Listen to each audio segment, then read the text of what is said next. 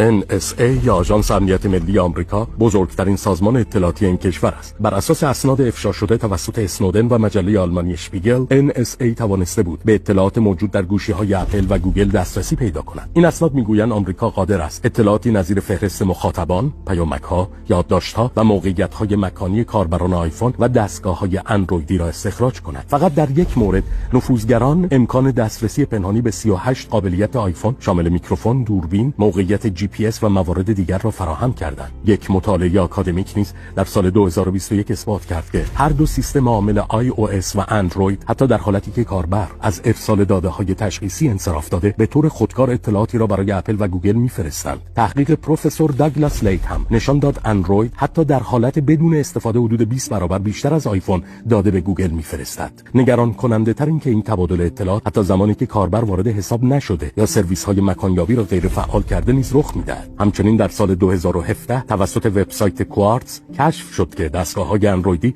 حتی بدون داشتن سیم کارت آدرس دکل‌های مخابراتی نزدیک خود را به گوگل ارسال می‌کردند. یکی از صریح‌ترین اعتراف‌ها را نیز ژنرال مایکل هیدن رئیس سابق NSA و CIA مطرح کرد. او در سال 2014 اعلام کرد ما بر اساس فراداده اطلاعات مربوط به ارتباطات تلفنی نظیر سوابق تماس‌ها، شماره‌ها، زمان و مکان تماس دشمن را هدف قرار می‌دهیم.